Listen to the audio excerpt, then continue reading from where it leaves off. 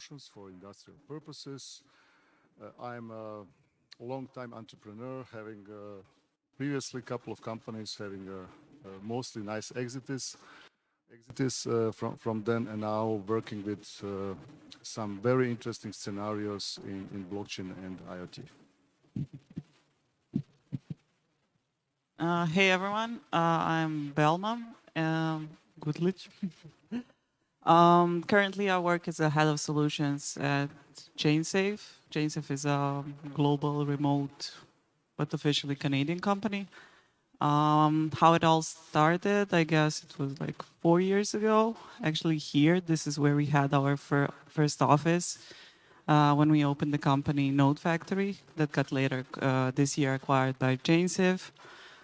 Before all of that, before starting my own company, I was a software engineer. I got my master's degree at faculty here in Zagreb, and yeah, that's mostly it so far.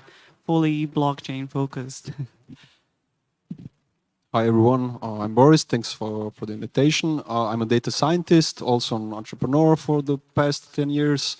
And I'm a technology addict, so I like blockchain. I'm doing things in the AI domain, machine learning and deep learning. And it's great to be here. Thanks. Okay, thank you very much for your introductions. Perhaps we can start with Belma. Can you, for our audience, please explain, like we are 5 years old, what is blockchain? What's the deal about this? I'm not sure if I ever got good at those early 5 explanations of blockchain. I mean, I actually like to start explaining like why blockchain. So maybe that makes more sense than explaining what it actually is. Because like why we started first, like there's like Bitcoin, that's kind of like first application of blockchain. And the reason why is because like right now you're used to maybe banks that hold your all financial data and your money balance at one centralized server in the bank, while with blockchain and when it was created, Bitcoin, everything is more like a decentralized. So not only one server holds the data, but basically the entire network knows your balance, and it's like can be changed anyway before. So like it completely calculates all the data based on history, and it's called like blockchain because basically all the data is concealed in blocks, and every block depends on the previous one. So that's what kind of makes it unchangeable. That's kind of the long story short. So basically blockchain is first of all the distributed database, but most importantly decentralized data storage that can do now much more than just like send money around that Bitcoin was. Yeah, hopefully that kind of explains it. I said I'm not very good at those LE5 explanations, but like maybe you got the reason like why. Okay, so maybe the central point here is data management and who owns the data, how is data being accessed, and things like that, right? And the issue of privacy and trust and control of the data. Okay, so we'll see about this detail a bit later on. But how did you all? Maybe Boris, you can start with this. How did you get involved with blockchain or in more general this distributed ledger technologies? Okay, so in 2015 I stumbled upon Bitcoin and the Bitcoin white paper. So I ignored it for a few years because I thought it was just a payment gateway like PayPal. But realizing when I read this 9 pages paper, I realized this is technology. This is something new that can bring new layers to the internet, to our global network that we all using and loving. To do things like business and entertainment, media, and so on. So for me, it was quite fascinating that we have in this paper described networks, decentralized networks, a distributed database, And the inventor of Bitcoin, this peer-to-peer electronic cash system, the first blockchain out there, never mentioned blockchain technology. He just wrote in the paper there are little blocks, bundles of transactions that are linked together, and everything is hashed, encrypted, and easy verifiable. So I was really fascinated and mind blown with the technology. And for 1 month, I tried to collect as many information about Bitcoin, not realizing it's beyond Bitcoin. It's not just cryptocurrency. Cryptocurrency is just the first application of this new kind of data structure. So it is, like Belma said, it has really interesting capabilities and possibilities. It is a new way of storing data, and we often call blockchain systems also trustless systems or trustless machine, because it's not relying on trust. So if you say that today all the applications we are using and working with, it has a data center or more data centers that are single point of failures. You can hack those systems. Your data can be compromised, and you can be exposed all your privacy data. So blockchain technology was for me really a game changer in this moment, and I see, of course, many things that we can fix with this technology. And the interesting thing is really we are building new stuff on the internet. So it is not just, of course, we can build like banking systems, medicine records on the blockchain, but again, centralized companies are doing all things with blockchain, but really the focus is on decentralization, because you don't have an authority or central powerful entity in the system. So it is also autonomous. Interesting things is that your blockchains, you can just read and add new data and on classical databases you can also update or delete the data. So this is kind of cool things that you can build new architectures on the internet, new topologies and so on.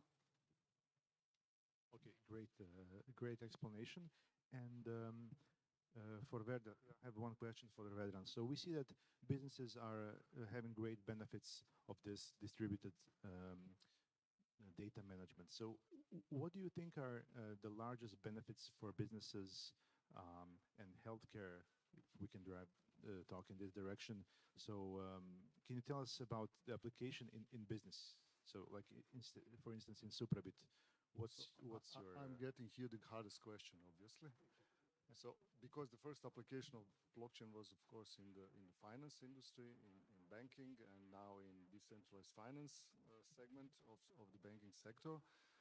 And the blockchain is evolving, of course, over the course of time. And my personal interest as I entered the blockchain scene was actually not only crypto or DeFi or banking, but industrial applications of blockchain.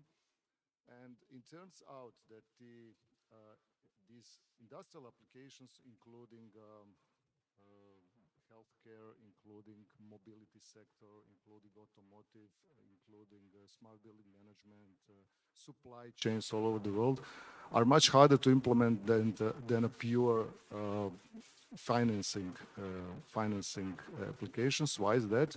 Because in the DeFi sector, what you're talking about is how to efficiently transfer digital good from source A to source B. And this is actually solved by the concept of electronic cash systems written by Satoshi Nakamoto, by the Bitcoin or blockchain founder.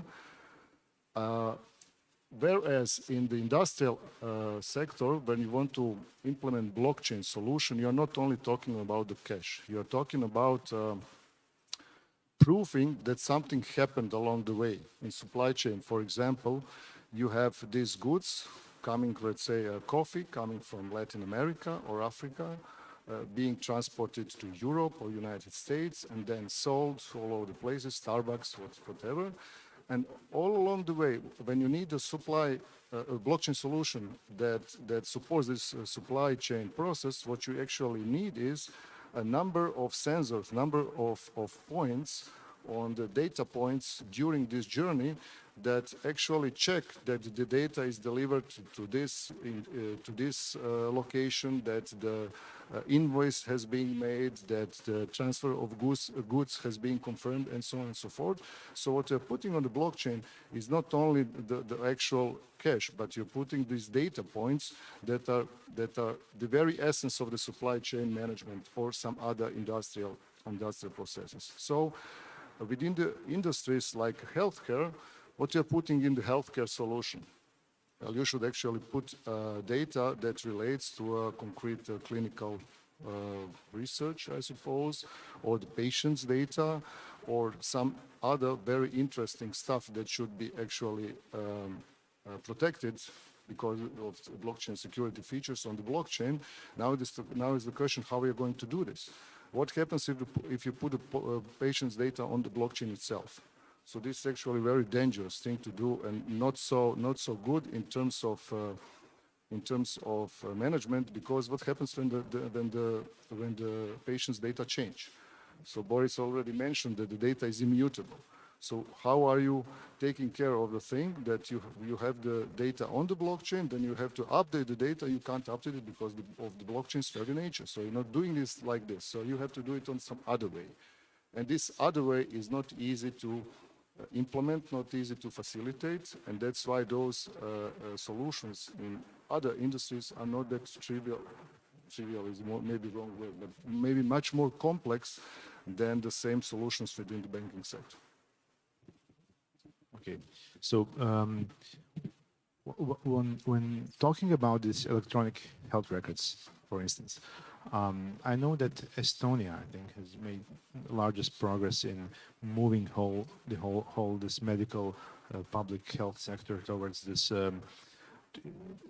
moving it on blockchain and enabling easier development of apps that use this data and like nationwide interoperability. So like, for instance, maybe that can be used for, I don't know, if somebody goes, I don't know, skiing in Austria, and then I break my leg there, and the doctors need, or I have a incident there, and doctors want to use or access my medical data.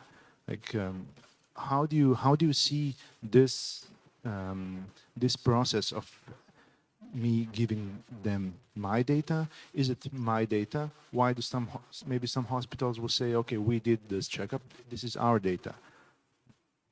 A bit to reflect on that. Sure. I was kind of, before this panel, I was kind of researching a couple of solutions regarding the e-health on blockchain.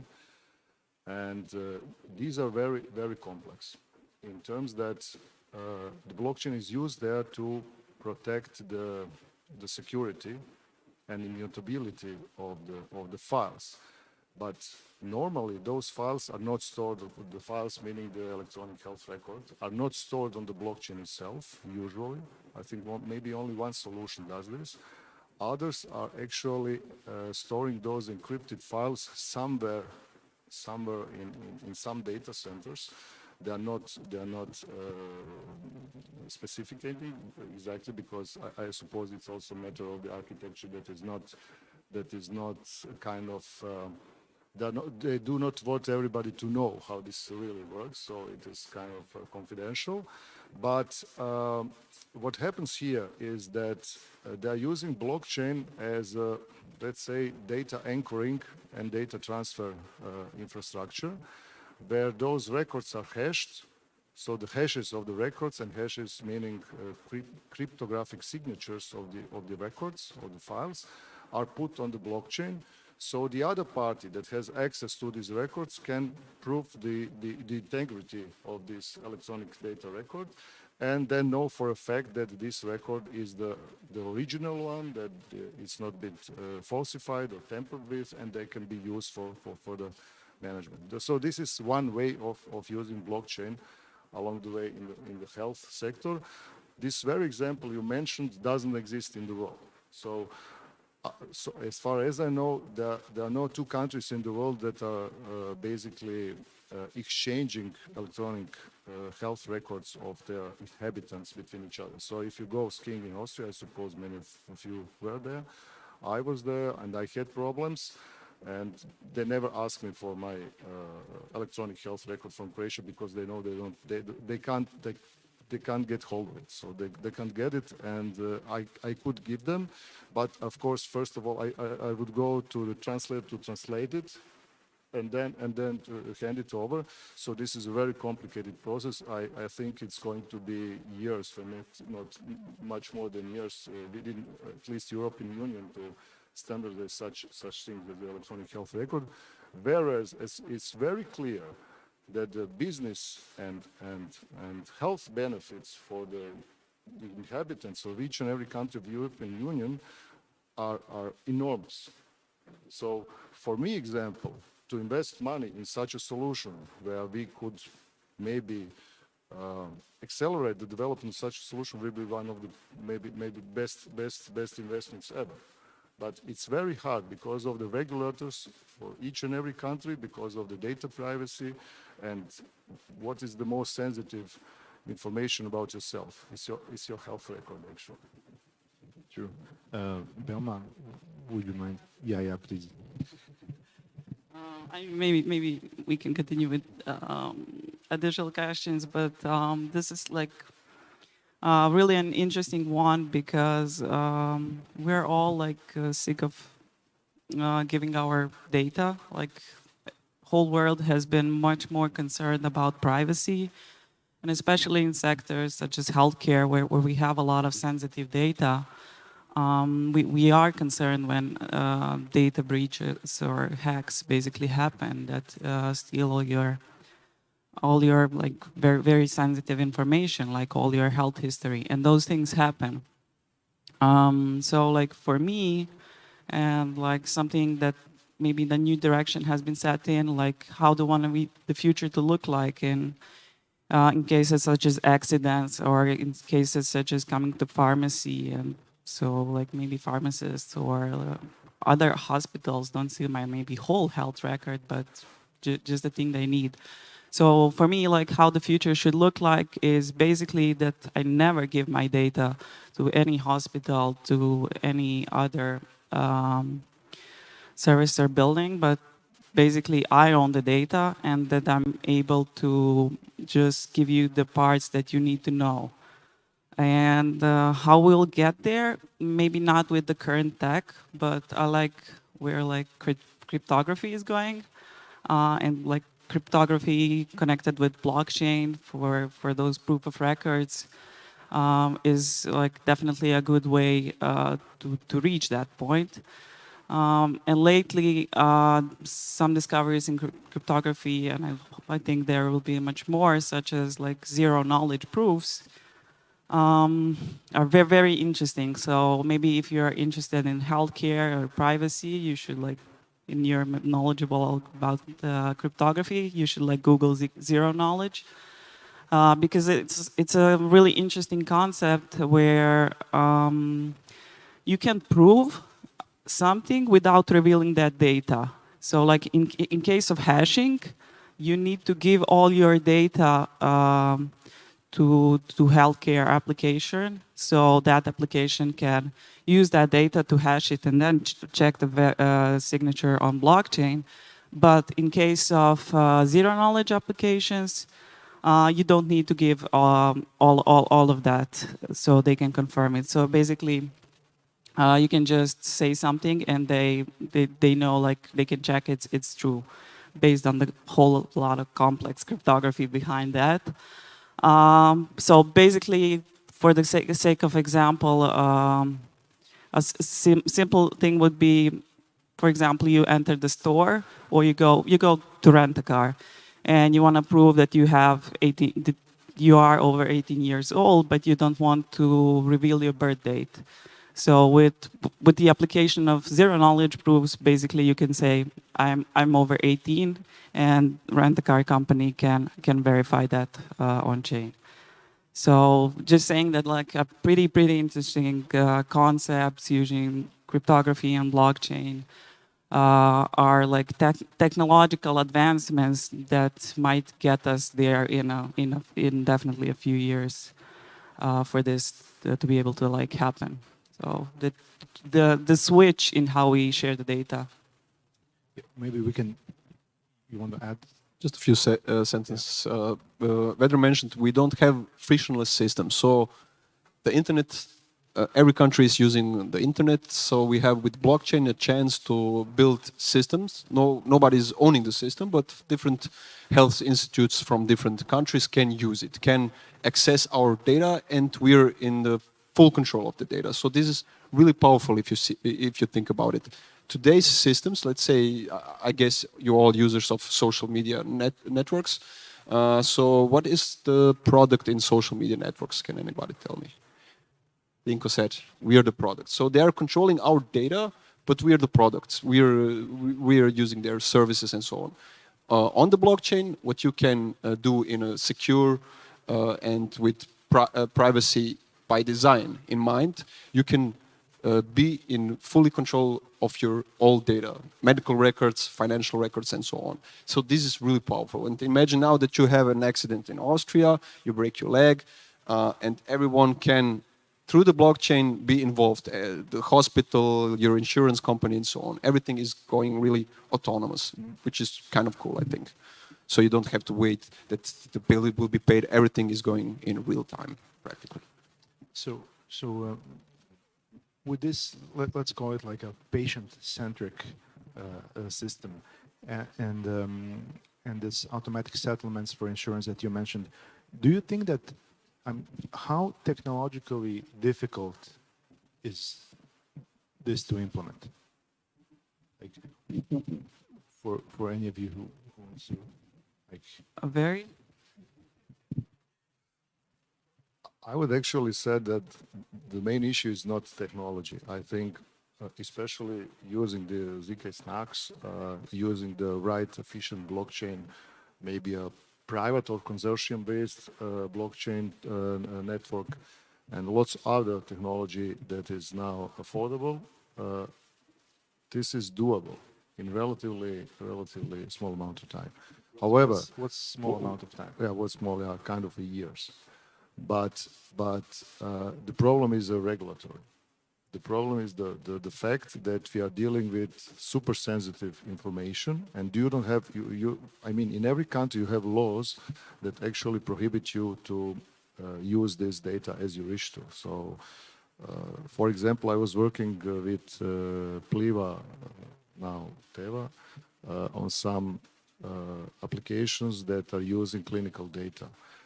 And to be able to get this clinical data, this was like a process that lasted for months. So to actually get to this data, and we were, of course, never able as developers, implementers of the software, never able to see this data.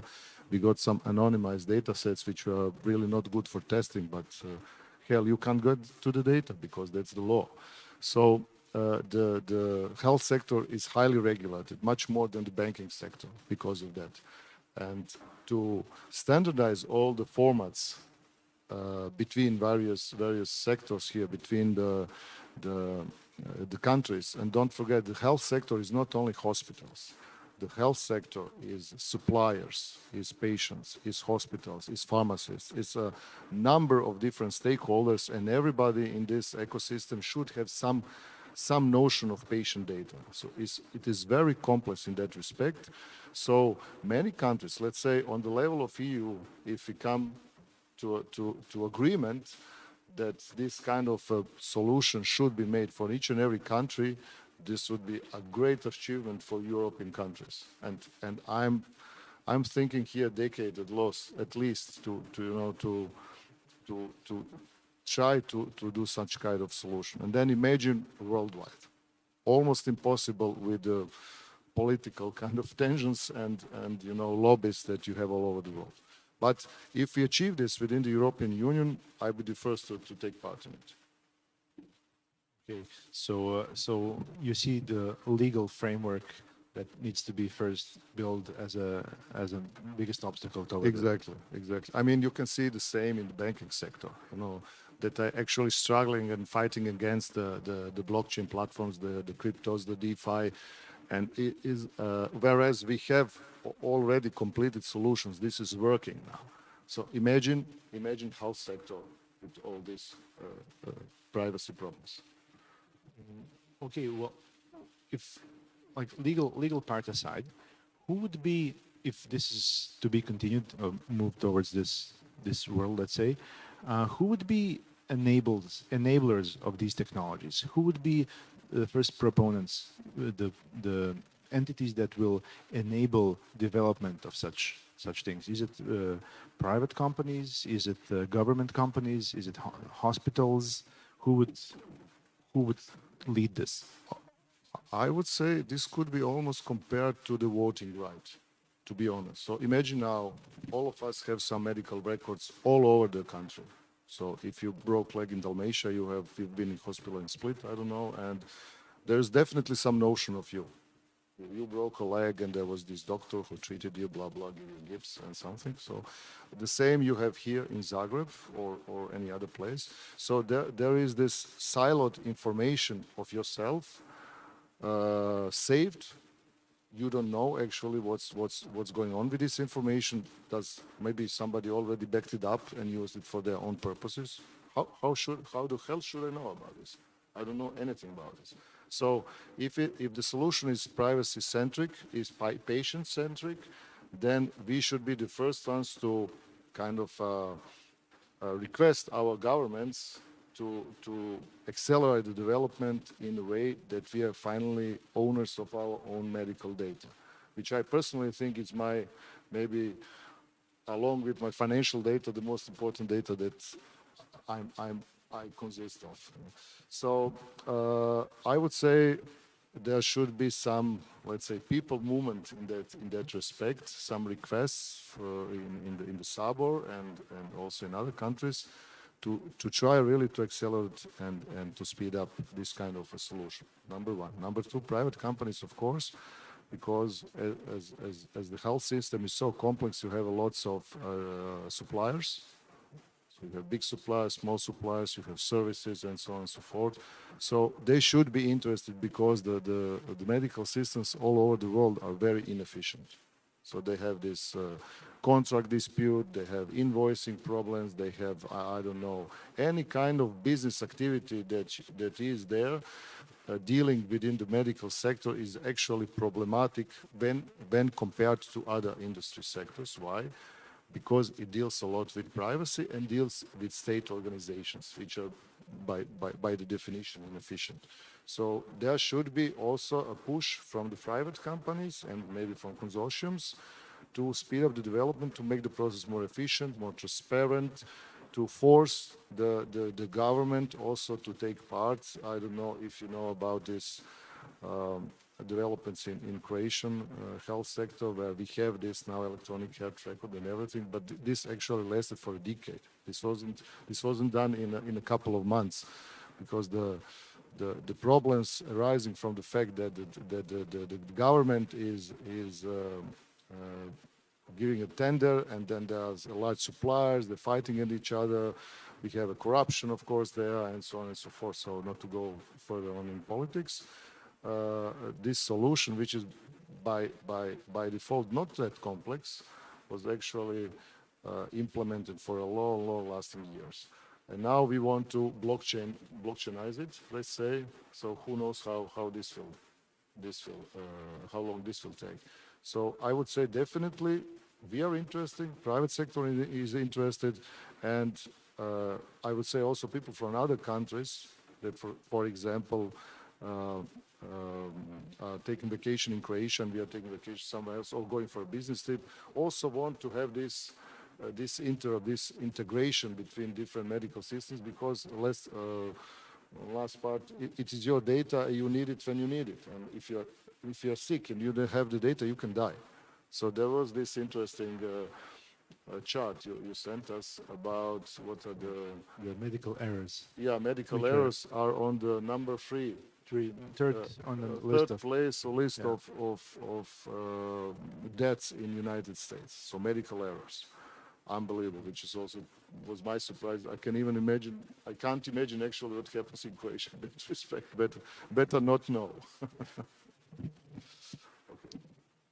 Belma, would you like to comment on this, on enablers of this movement?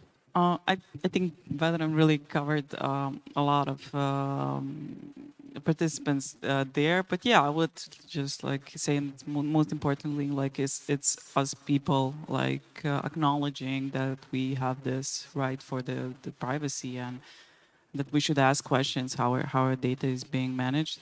And secondly, it's definitely should reduce the cost of all the administrative work that's so far done managing those records, like both foreign cases and when such accidents when you're in a foreign country and then your insurance calls their someone at their um,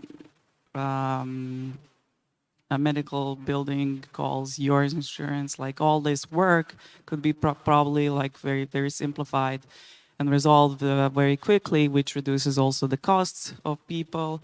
And also for the technological side, it reduces the cost of maintenance of the current systems most probably, and how they work.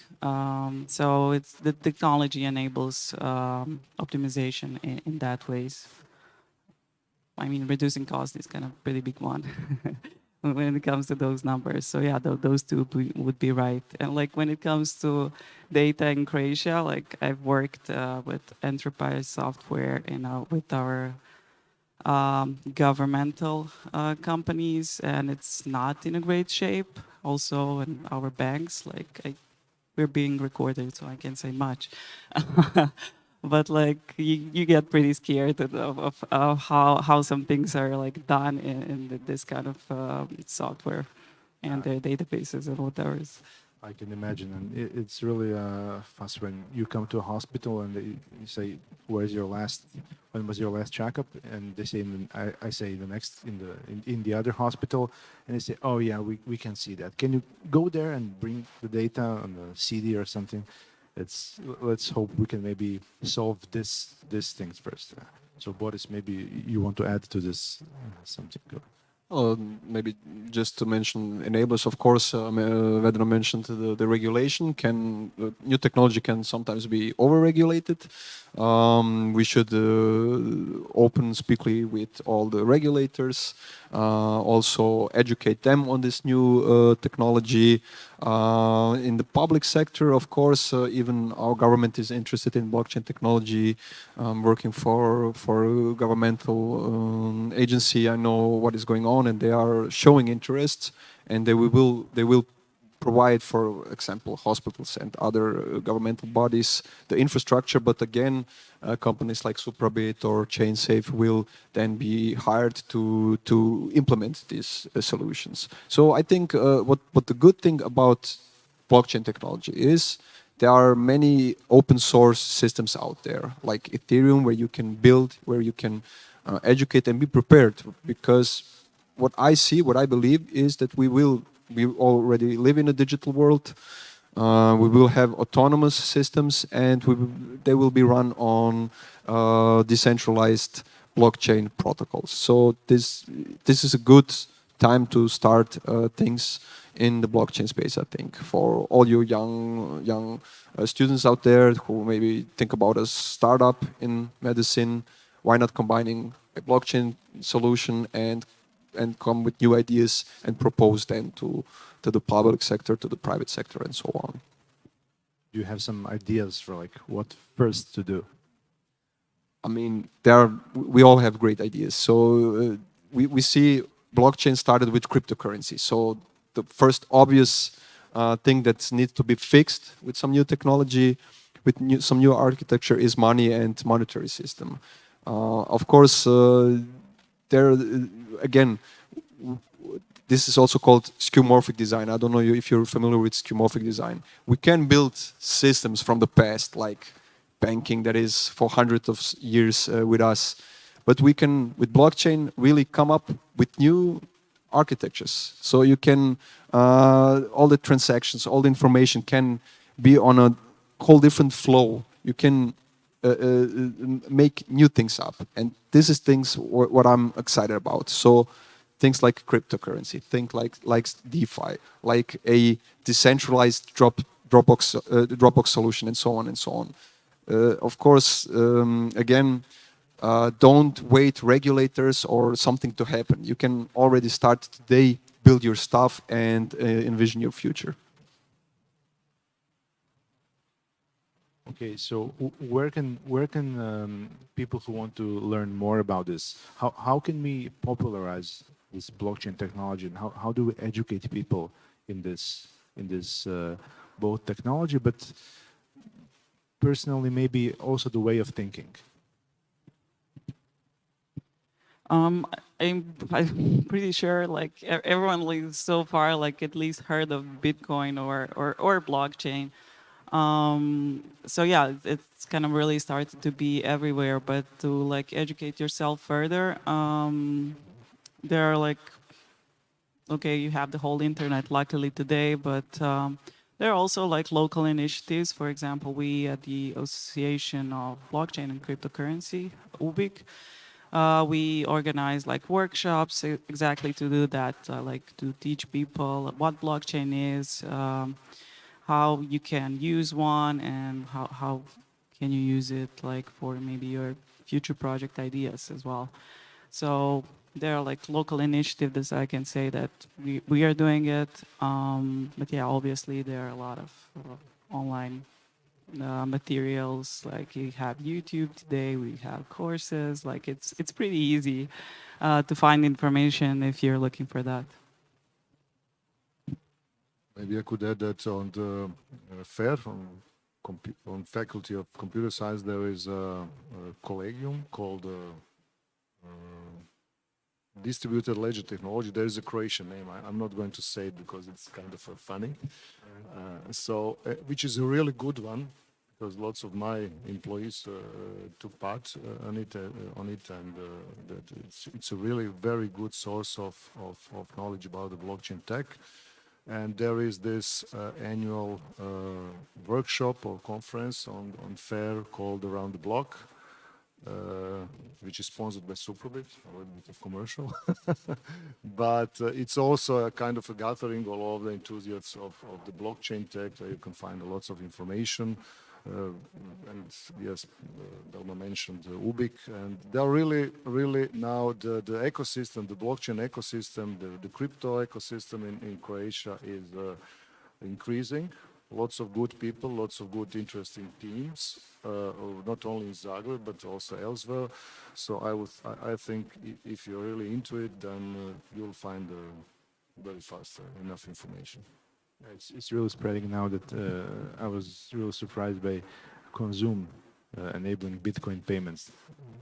Really interesting move. Sure, yeah, this is actually a kind of a milestone for the crypto community here, because nobody would really expect that so quick this is going to change, because Consume is the major retailer, the biggest retailer in Croatia. So kudos to Nikola and the Electrocoin team. I think only this information will, I think, bring a lot of attention of potential young developers to the blockchain community, because there's definitely something going on. Yeah, it's really changing industries from gaming, monetary, financial, medical. So you mentioned about your activities in UBIC. So maybe it's a good place to say a bit more about recent activities. This year we had a lot of activities, I would say, because almost every month, except like during summer break, we held one meetup per month, and usually there were like different topics each meetup. So you could learn, I don't know, about development or infrastructure, like Layer 2 solutions or decentralized finance. So every meetup had a different base theme. And also we held this workshop that's introduction to blockchain, or we kind of name it differently, but we also get a lot of people just reaching to us and like ask very different questions. So we created this Telegram community chat as well, where people are started to share knowledge between themselves. And one has this question, other has this one. How many are technological and how many legal? I mean, a lot of people join because they're mostly interested in crypto price movements, and that's really something that we'd like to avoid. Like, of course, all of us like personally invest in crypto, but it's not our main focus. Like, we are mostly here for the tech, really. And so we try to like pursue more of applications and use cases and things like that.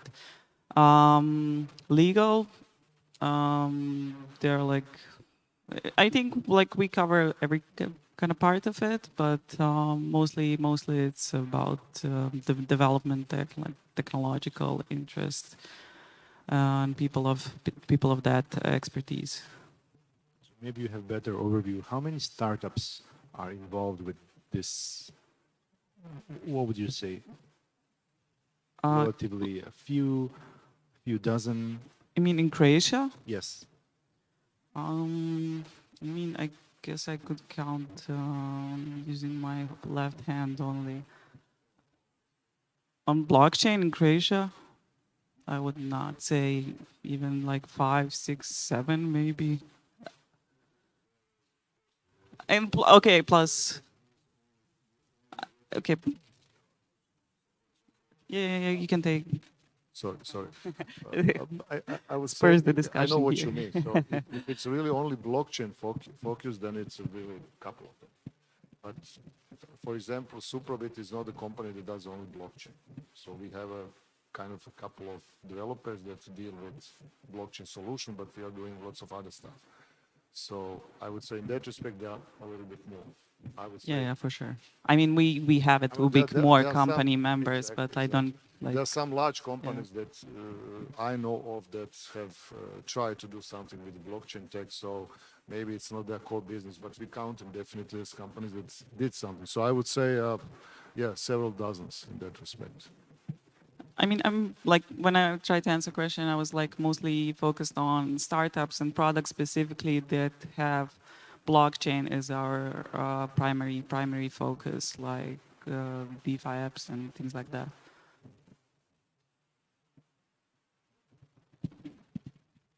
Yeah, you also mentioned the integration of this technologies in the already established companies. So that gives a bit larger number, right? Yeah.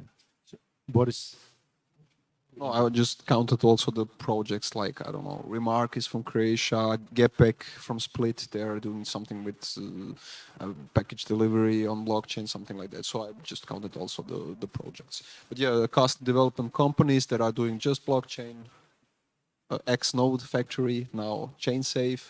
What we have shared labs. We have Async Lab is also not just a blockchain company, but they have a few big projects that are really successful in the world. And yeah, Electrocoin, who is doing payments processing, and any of them involved with medicine in any way? in medicine, I'm not aware of just medicine and So there's blockchain. a lot of opportunity Yeah, there is opportunity in this sector. Yeah. You should get involved, absolutely. But I would say it's a hard industry to get into as well. Like, I don't just go to any hospital and say, like, I have this idea, like, you should implement it in your hospital. So, like, it's really kind of hard to reach that industry. And I guess that like hospitals are like usually working with like a couple of companies, and that's it. And like a lot of that sector is also not open source. So I believe there are like probably a lot of initiatives in healthcare when it comes to blockchain application, but they're just not open sourced. So they keep it only to themselves. So it's kind of also like hard for us to find all that information, which is pretty sad in my way because I kind of do support all the way open source work, and it's an interesting thing in blockchain because like every app almost that anyone can use like in blockchain, if you're talking about DeFi apps or NFTs, you can expect them to all be open source. I just add the according to my research, the most blockchain solutions for the healthcare sector are actually coming from the United States. And it's a clear reason why, because you have their private health. So more or less all the medical institutions, organizations, suppliers, pharma companies, they're all private, and they're more agile. Yeah. So you were saying if, like, for instance, I were to develop a startup based on some medical application of blockchain, perhaps it would be received better at some private, in private sector, private medical sector than the public sector. This is 100%. 100%. Okay, so Unfortunately, it is like this. Yeah. Yeah, so you're saying that they are the propellants of the Yes, of the because innovation. when you talk about blockchain in healthcare, you talk about security, you talk about efficiency, cost efficiency, you talk about automatization. So this is what private sector wants, to be as efficient as possible. Sorry. So that's the reason why the blockchain is kind of getting foot in United States, because they have their vast network of private organizations dealing with health sector. Can you maybe name a few of the applications that? Well, in the yes, medical sector? they are very specific. For example, I'm not sure if I know correctly the name. I think that the blockchain solution is called MediLedger, and it's about automating the contracting and invoicing process between the health organizations, between the suppliers and the medical institutions within the United States. So it's a kind of a supply chain management solution on blockchain, but for the health sector. So it does not very much to do with patients' data. It does, however, much to do with ordering drugs and drugs provenance. So there is a vast second-hand black market of drugs in the world, and the suppliers or the companies that are buying drugs want to know where the drugs are coming from, and if maybe they are falsified and so blockchain solution in that respect could be very interesting, and MediLedger allegedly is selling very good within the United States. So this is one of the very important applications, and other also blockchain solutions, the ones that are actually kind of monetizing on this concept, are very much focused on automating the business and cutting the inefficiencies within the system. And then the other ones, the other category of solutions that are related to patient data, in my opinion, according to the research I've done, they are not that good at selling their solutions. I will say exactly because of the fact that this is so much regulated, it's very hard to sell. So they even have problems in the United States, and then you can imagine in Europe, where the hospitals and the medical sector is mostly owned by the countries, by states. It is even more difficult. So that's the real issue for me here. Okay, but if they're so centralized, maybe they can be an initiative coming from the top to implement this Top-down, yes. Yeah, top-down approach. I wouldn't say that this is impossible. Then you have to be very strong in HDZ or maybe some other party. But I'm not saying this shouldn't be tried, because sometimes good ideas come even to the top. We have this very bright example of this e-recept project, where the doctor prescribes you a drug, and you can take it in the pharmacy next minute. I think we are one of the first countries in Europe that has that. If I'm I don't know. I mean, I know for projects, of course, but I'm not sure if you're the first. I think it's definitely something which was worthwhile implementing, and for myself, you see that this is much better working now than 10 years ago. As already said, it took too many years to be implemented. But hey, yes, good that actually it happens, and it will be good for the Ministry of Health to continue with such good projects. One of them being blockchain, really fantastic. But this is a top-down approach, definitely. Private sector, the startups can start from the bottom, and this can start from the top, and hopefully we can have something in a reasonable time. I would say, I mean, sooner or later, good idea kind of pops up on the screen. So if you have a good idea, so the thing that the system is kind of slow responding, and sometimes also not so too good to you, should back you up from the very idea. You should go for it anyways, because if you believe in it, then it's not about the sector. It's just about how you endure the whole concept, and how you endure through the time and find a good investor. So this is not only in medical, this is in every other sector the same. So I hope only that you have a good idea. Yeah, I also hope that there will be plenty of good ideas, and that they will see their way in our medical system. Because there was recently a research that mostly participants, like doctors, nurses, and others, are. We have often talks about bad working conditions and so on, but that's actually is not what they state as the main problem. They say that the best improvement would be better organization.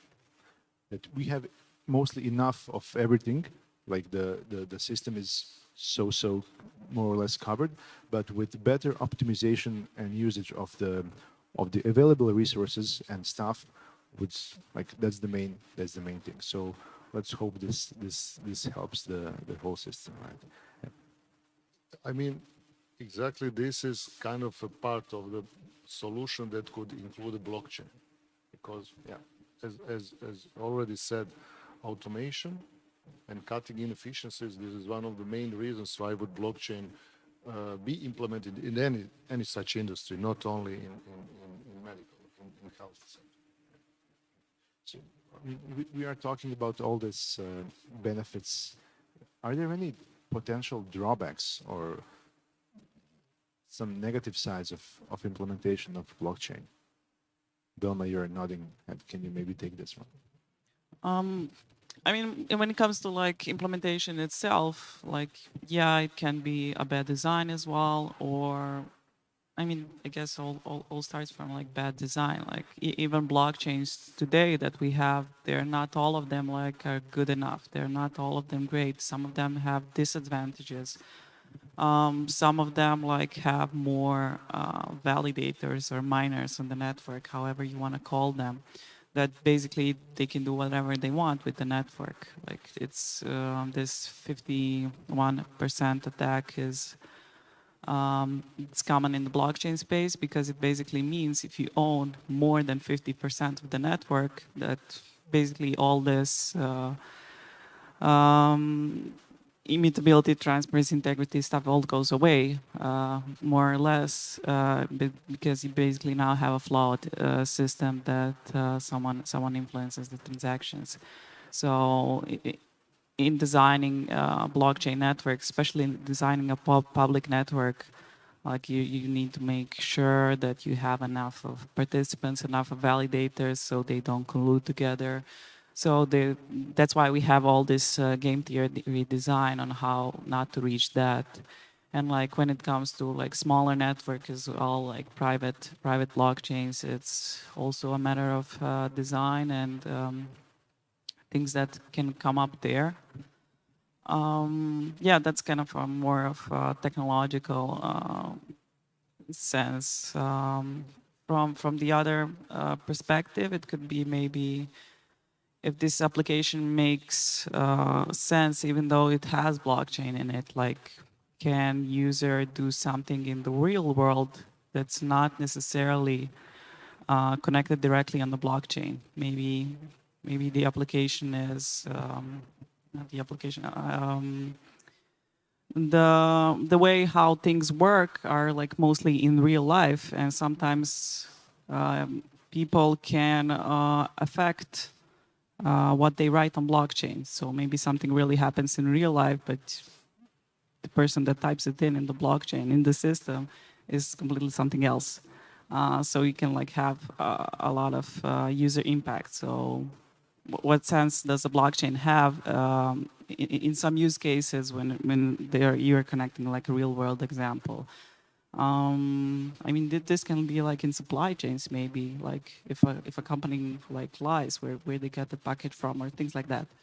I'm not too experienced in those fields, but like not blockchain necessarily solves all the problems, but like we should think of how the information in the blockchain gets there. Like, is the source of truth for blockchain really a true way, or some user can actually collude before it's being written on the blockchain?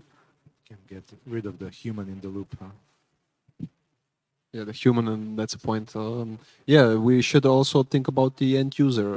If we see it's a new kind of technology, you need to have a device because it's based on cryptography, all the private public key things in the blockchain. So we need to educate people, especially older people who maybe don't have even a device. What about them? I mean, there are mechanisms that you can also use a blockchain even if you don't have a device. But those little challenges that we also need to think about it. And yeah, I agree with Belma. Design should be good. We should not put anything on the blockchain just because we have a new technology.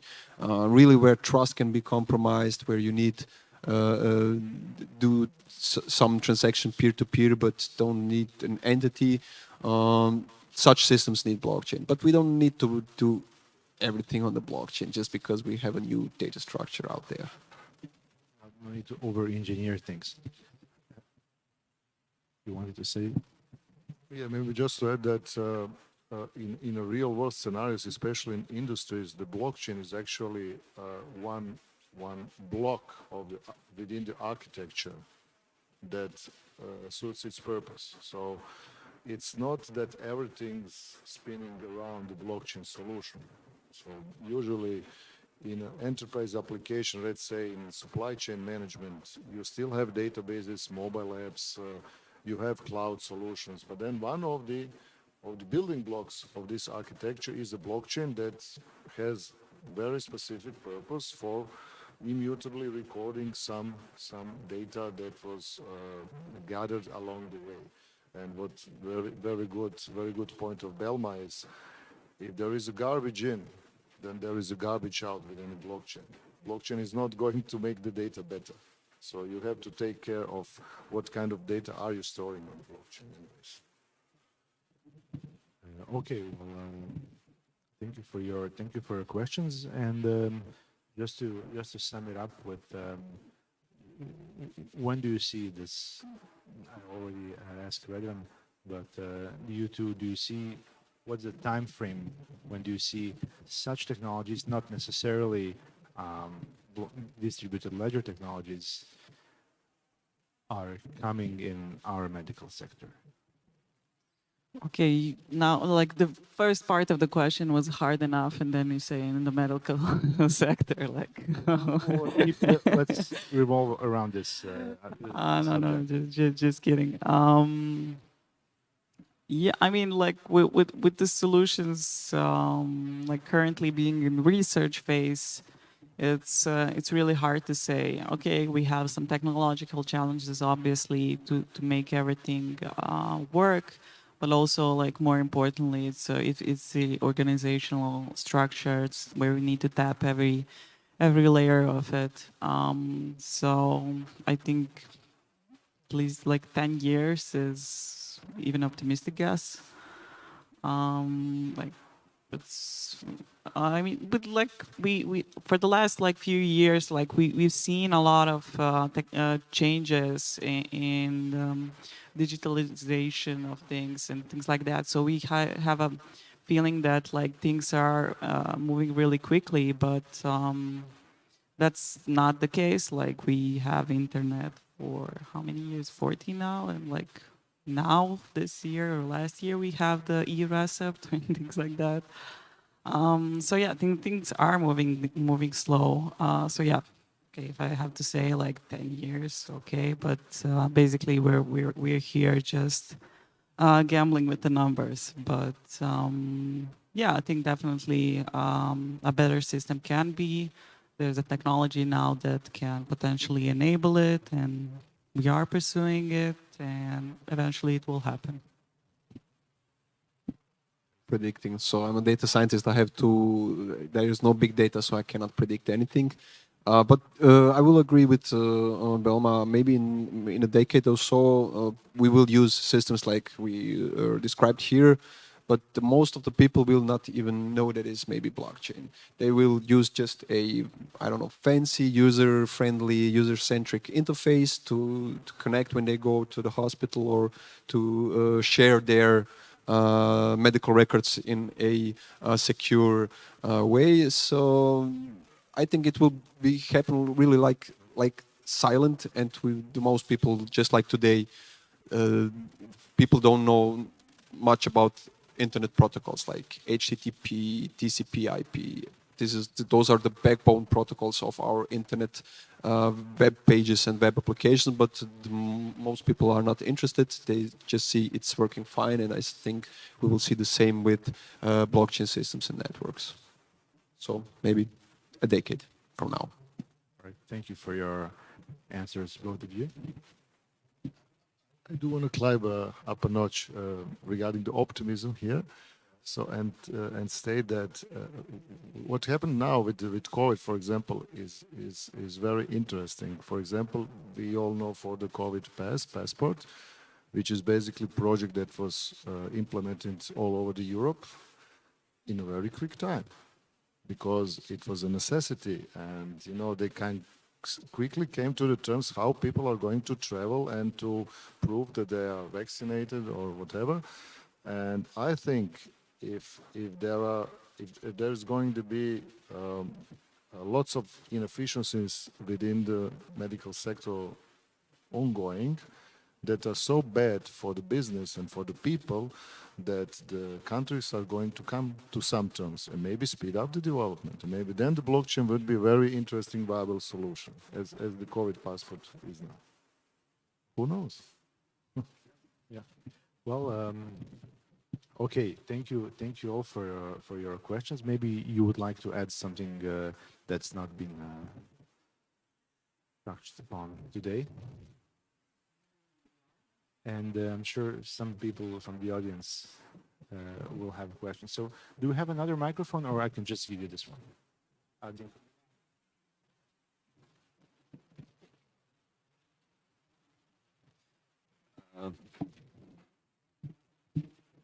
Hello.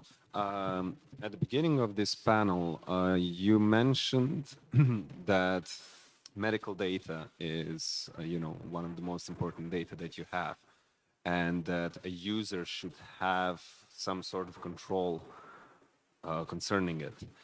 I think this is impossible by the design of medicine. For example, a normal user has no idea what could be useful for the diagnosis of a disease. So if you give the control to the user, the doctor handling the user would miss some information.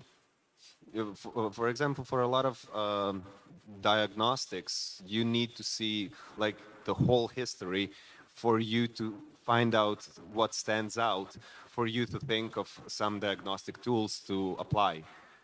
If you give the whole control to the user, I think it would be bad for medicine. Okay, I know what you mean, but I don't think that the implementers or the architects of the applications that are so far using the blockchain thought of it like this. The idea is that the data is encrypted and could be decrypted and used by the not only by the patient itself, but of course for the authority, let's say a doctor, that is now examining the patient, and the patient should give him permission to see all the relevant medical data. So, of course, I'm not the one that is going to interpret my medical data. I'll be too stupid to do this, of course, or too unknowledgeable. But I am granting you permission as a doctor to see all my data and then to take further steps to heal me. And of course, these steps should be also written somewhere, and I should get hold on this information at any time. That's the idea. And now is the question, of course, what happens when I revoke the permission to the doctor after the medical treatment has been done? Because this should be also possible. You're my doctor now, and you will be in the next month or so, but after I'm healed, so what happens then? What could happen is that you still have this data because it happened in your hospital or in your ordination. However, you don't know to whom this data is related to, because I revoked the permission, and so you don't have my personal information. Maybe you do have some the course of the treatment and the data regarding to the treatment, but you don't know, or my digital records regarding to my personal data is not anymore revealed to you. That's the idea of. Actually, you made me realize that this is an awesome concept. For example, let's say 10 years from now, you have a card that is like unlocks your data. When you come into the hospital, and using blockchain, you can see all the previous treatments and how it looked like. And as long as you're the patient there, they have permission to look at it. And as soon as you're out, the hospital no longer has the key to unlock your data, and you're safe. Exactly, that's the idea. Cool.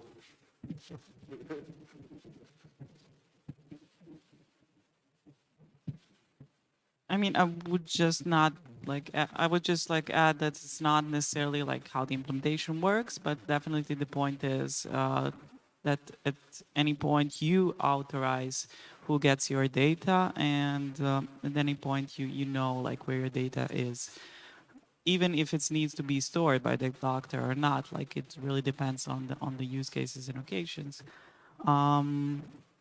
Versus now, like, where you have no idea where your data is, and you'll never be able. Like, of course, like things can happen, like maybe like disadvantages if we're going them.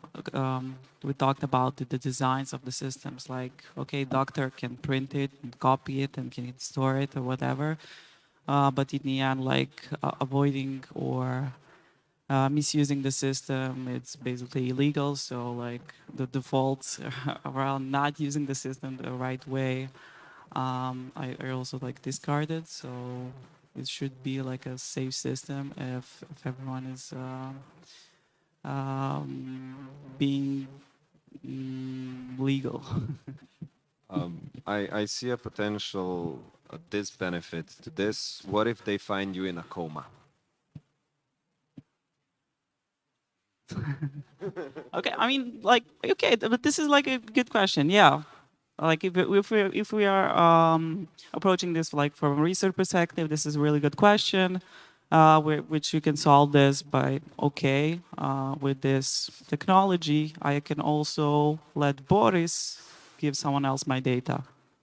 Okay, someone will do the whole cryptography stuff, encode it, but like, hey, why not? It's kind of just a matter of question of design.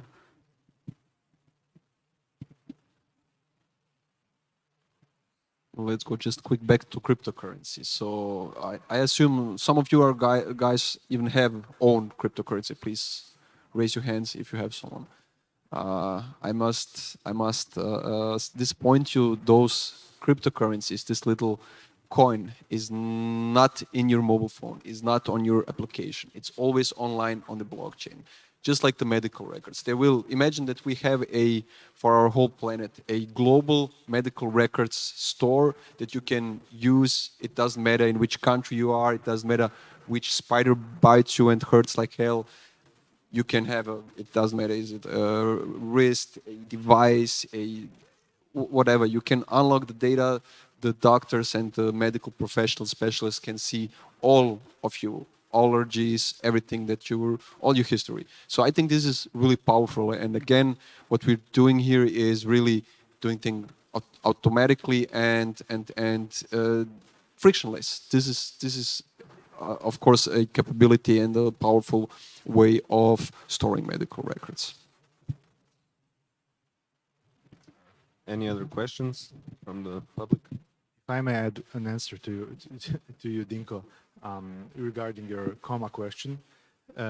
If you are diagnosed with a coma, it goes on the blockchain and automatically unlocks critical Nice. things. Nice. And then somebody else cannot say, "Oh, I did not diagnose him with coma," right?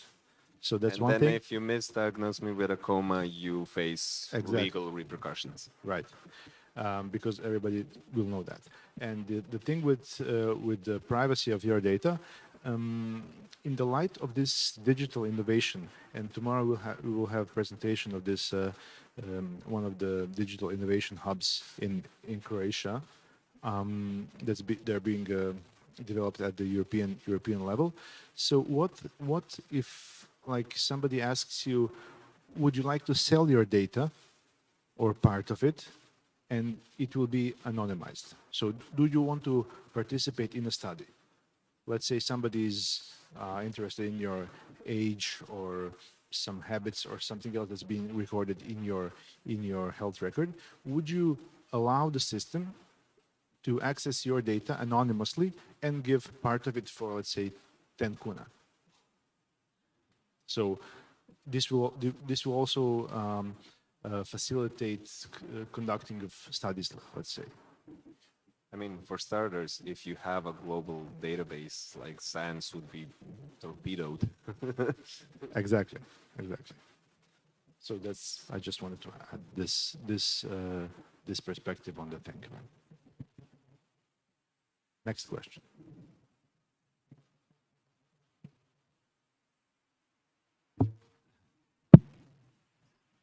I'm sure somebody will has something to ask, even if it's related to the blockchain itself. Like, can you explain a bit more how it works or something like that?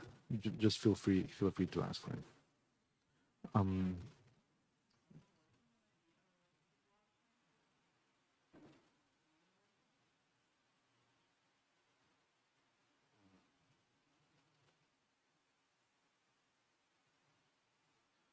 Okay, so maybe we can add this one more question about research.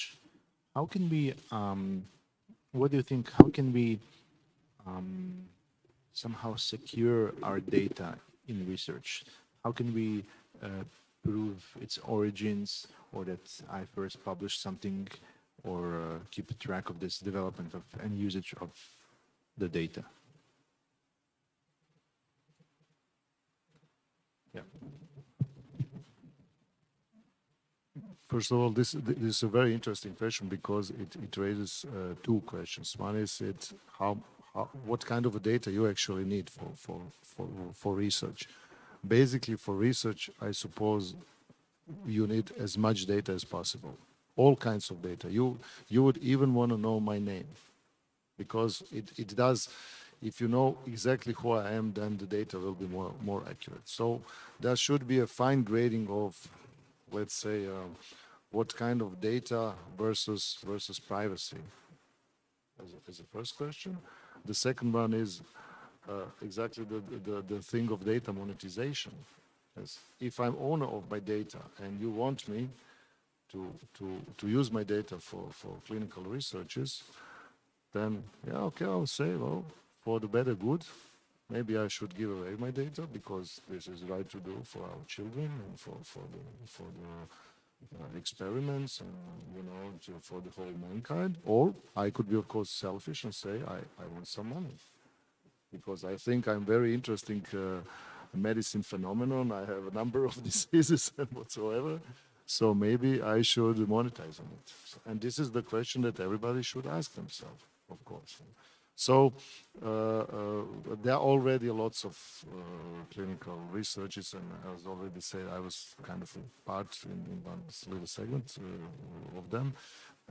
But those questions are always popping up, and it's not the same depending on the kind of research you are doing. So I would say the most important thing is to make this as transparent as possible. So if my data is going to be used in a clinical research, I would like to know, first of all, I'm not talking now strictly about getting paid for my data, but I would really like to know if somebody is using it, and then for what purpose. And of course, can I consent? If I can consent, then I think that's a transparent enough thing. And I would like to know, for example, the outcome. When they ask you your email address for various purposes, and they send you some kind of, there's some kind of research going on internet, and you have to put your data there and your email, okay, so then give me the results of this research, so I have at least something, because I gave you my private data, which is an email, definitely part of my private data. So in that respect, the whole process must be as transparent as possible. That's very important for me, for example.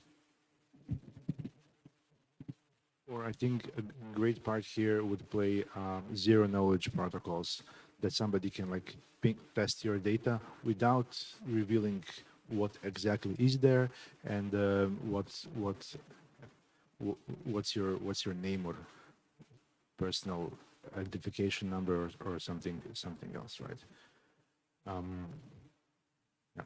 So that's about this. Or I mean, there's a lot of data that can often be considered to be used in medical purposes, but that's not really coming from the medical world, like your social data, your like location data, what places are you visiting, who are the people, who are your peers you are hanging with, what's their kind of health status. That's also something that maybe we are now giving away for free. Maybe I want to, if somebody is making money out of it, maybe I want a share of it, let's say.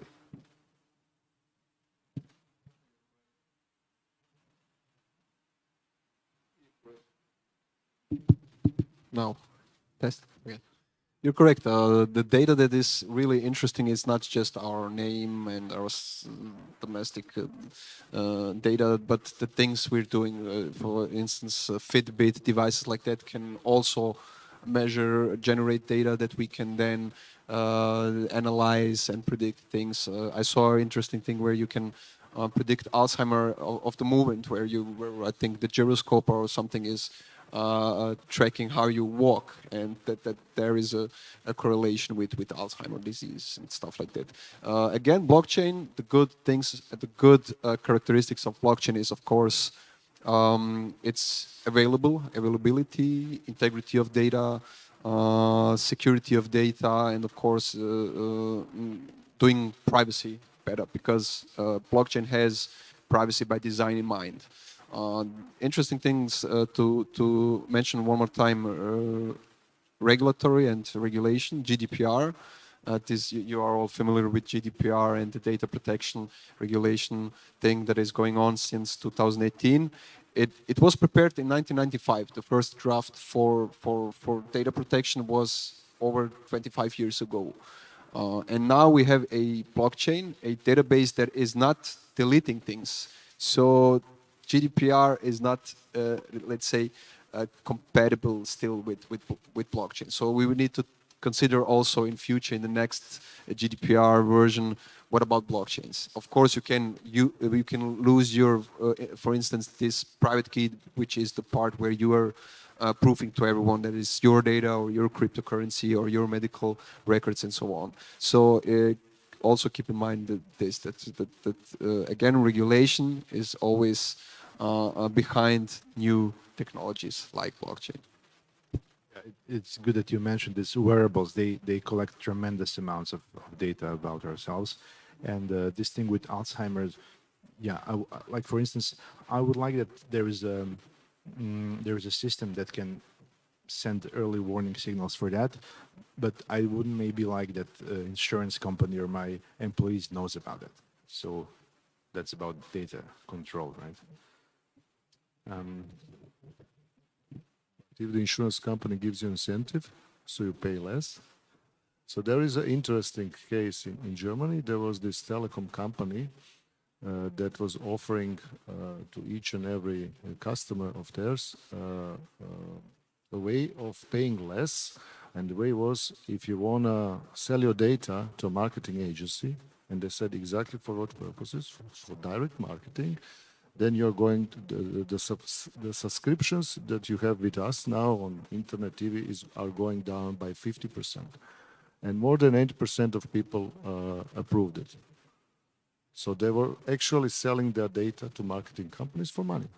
And exactly, which speaks of the value of the data, but this was kind of disputed on the German court because somebody sued them because they are not allowed to sell the data. And it was very interesting case because if it's mine data and I want to sell them, so there is a regulator that opposes it. So this was also very, very interesting. I don't know what happened later on, but this was a real scenario, real world scenario where people actually sold their data.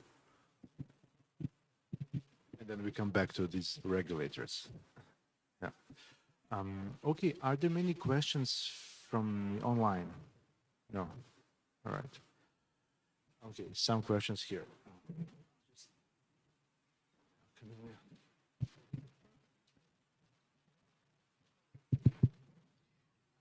Okay, so there's a certain new movement in medicine, modernizing the medicine. It's called the P4 medicine.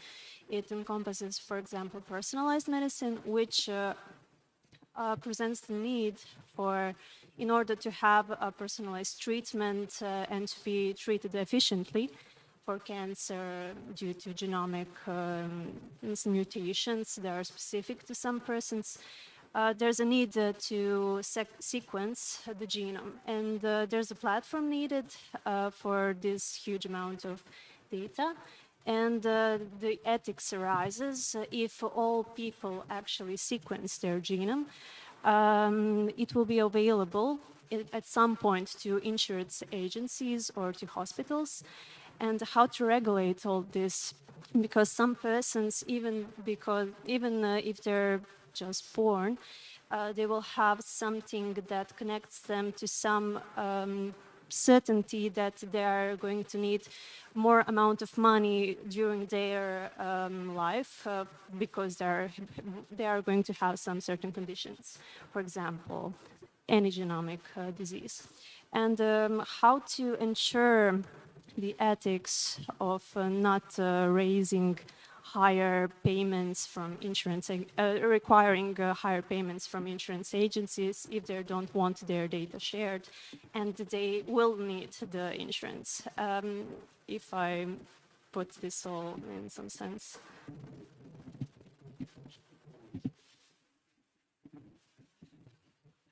I'll take this one because, like, obviously there is no right answer to this.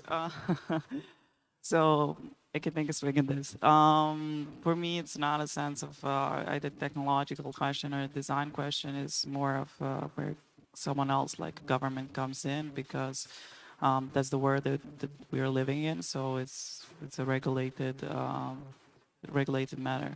Like, does that even make sense? Like, no, why not? No, say.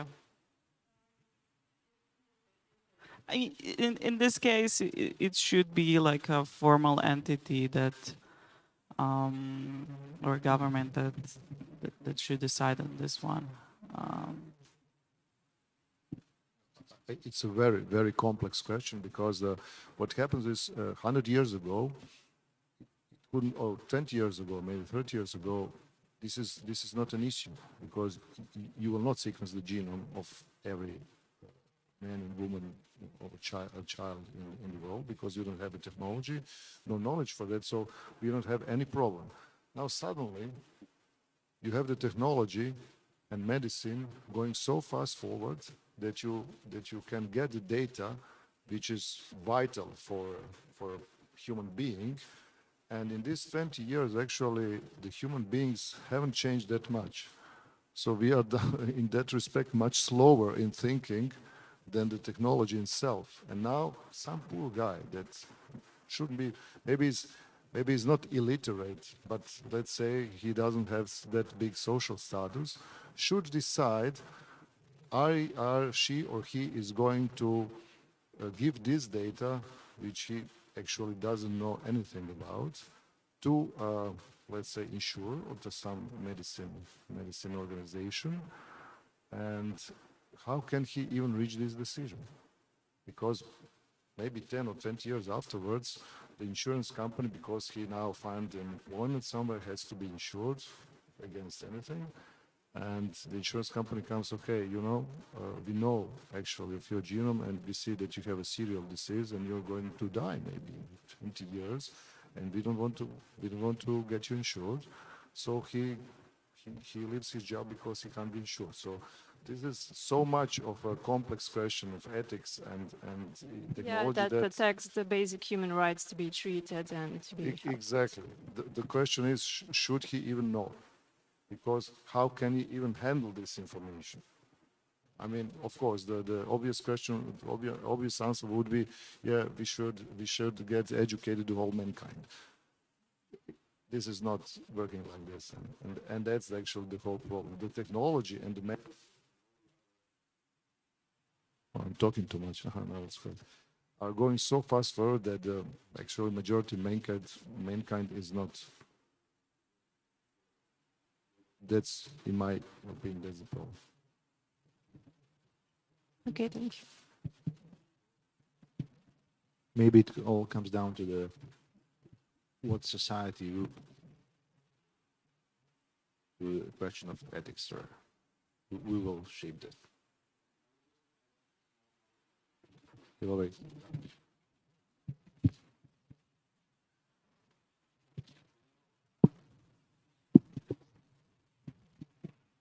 I will just very shortly underline the necessity of explanation in the AI systems, right? Especially for this, because discrimination on various bases can be found in this automated system. Like, for instance, if you are taking a loan in a bank, it came out that the system was not preferring people who are coming from this neighborhood, which are mostly inhabited by the colored people, let's say, which is obviously not the way you want to train your algorithms to work. So this just opens even more room for such discrimination. And I just wanted to, as this is we talked about this today, to bring more into conscious stuff like that. Right? Hope, Camilla, this answers your question. There was another question in the back. Thank you. I just started learning about cryptocurrencies and the ledger system, and this might not be too smart of a question, so you can correct me. But as I understand, for example, in Ethereum, we have smart contracts in which you can actually store data, and you can, in a way, if you're the one who codes the contract, you can put in rules for who can and how they can access the data that's stored in. So I was wondering if this existing infrastructure might be used for the system that you were talking about today, like in health. And if not, is there any other kind of existing infrastructure that could potentially be used for a distributed health system?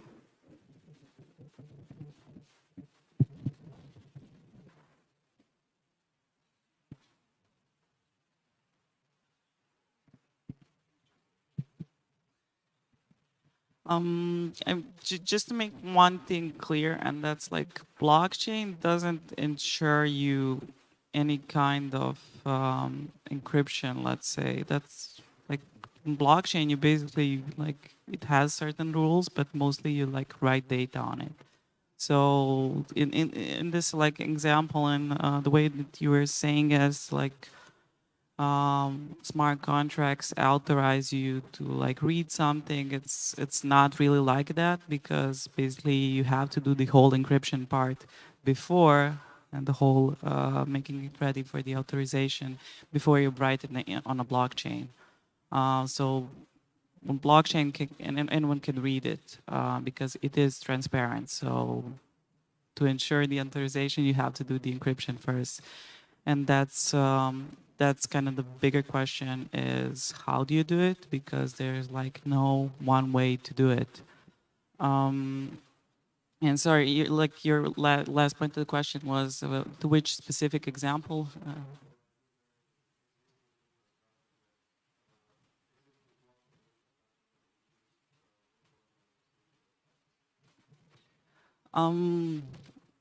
Like yes, you can use like current blockchain infrastructure to help you do that, but basically, how do you do this this part before of authorization and encryption is what's kind of hard part to do.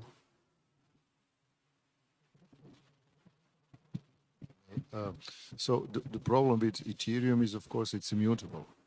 So if you're going to save the electronic health record on the Ethereum network, you might get into problems. So what the current solutions, as I saw, are doing is they're using some kind of a combination of blockchain and distributed storage, which is then encrypted. For example, Ethereum plus IPFS or Hyperledger Fabric plus IPFS. IPFS is a distributed storage system where you can put your files, let's say electronic records, as a chunks of code on a distributed network, which can be encrypted.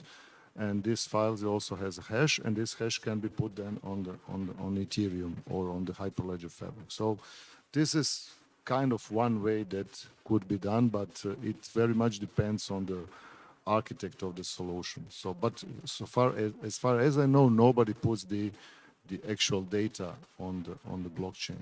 There's always a hash actually of the actual data that is. Yeah, depends on what kind of layer 2 solution, because usually the blockchain does not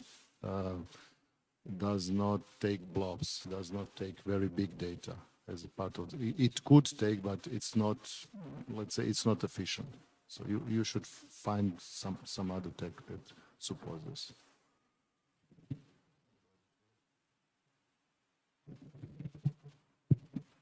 I mean, again, like even if you have a blockchain that's like free to write, you can write whole lot of data on it, terabytes and terabytes. Like it's still a public, transparent data storage that you need to know, like in which context do you put this data, or who can read it, and also we come now to the authorization part and the encryption part of it. And like this whole flow is kind of tough to crack. It's because how those encryption algorithms works, like who needs to have the keys, and then who has the access to these keys. Is it medical building at the end or not? So it's more of a, in a technological sense, it's more of a implementation and the possibilities of it. And also, like when it comes to zero knowledge technology, it's very new. It can't compute on all data types. It mostly works like numbers right now the best. So we kind of still have to go through some technical challenges and research, because technology is still like fairly new. It's only like a few years old, and of course it has its advantages that whole world has seen, and because it's why, because it became so popular. But in the end, it also has this disadvantages and things that we need to fix, and yeah, that's what we are working on. So yeah, aware of these challenges, and it's a work in progress. Maybe just to mention that we have permissioned and permissionless blockchains. So all the cryptocurrencies are on permissionless blockchains. This means that everyone can participate as a node, as a computer that is running this blockchain on a few gigabytes. So you're also maintaining with all the other nodes this blockchain. Something like a medical record blockchain maybe will be permissioned or semi-permissioned. So from top top up. We already mentioned that it will come from the government. Maybe we want to know every node, every computer that is running the blockchain. So for instance, every hospital, every institution, health institution will have their own copy. And often in governmental area, I see that Hyperledger is really, it's not completely a blockchain, but it is distributed ledger technology, taking the bad things of blockchain, and you can developing with Hyperledger governmental blockchains. And I see that this is in many countries a trend to develop on such permissioned, of course, a blockchain where you know all the entities that are maintaining this database.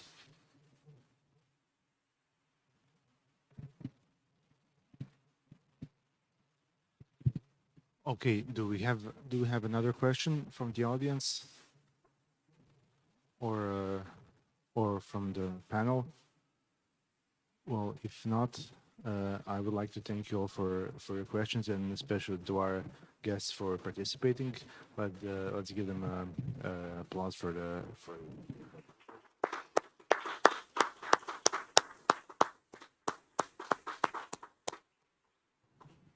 Okay, thank you all very much, and let's drink something.